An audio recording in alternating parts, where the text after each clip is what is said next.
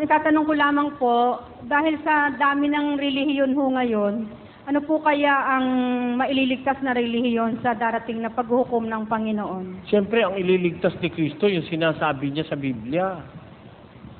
Wala hong iba. Iisa lang naman ang totoo eh. Yung nasa Biblia. Kaya nga ho doon kami umanib eh.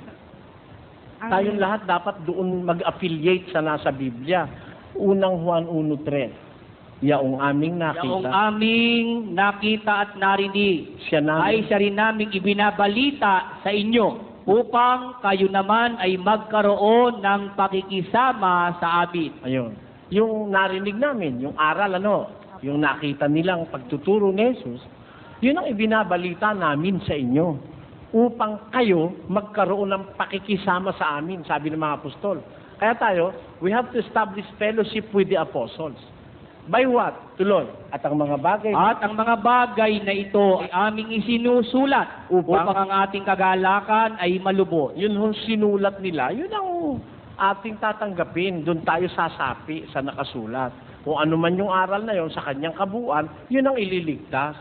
Hindi po pwede yung magtatayo ang tao ng kanya-kanya reliyon tapos ligtas din.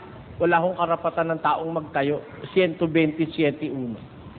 Malibang itayo ng Panginoon ng bahay, walang kabuluhang nagsisigawa ang nagtatayo. Ayun, malibang ang Diyos ang magtayo ng bahay, walang kabuluhang gumagawa ang nagtatayo niyaon. Ano ho ba yung bahay na Diyos lang ang may karapatang magtayo? Pakinggan niyo. Ngunit kung ako'y magluwat ng mahabang panahon, ay upang maalaman mo kung paano ang dapat sa mga tao na ugaliin nila sa bahay ng Diyos, na siyang iglesia ng Diyos. Ayun, ang bahay ho ng Diyos, yung iglesia.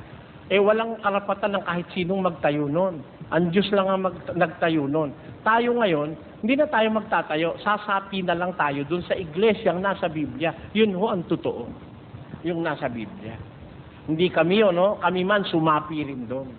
Mga iglesia ngayon, mga tinayo ng tao yan eh.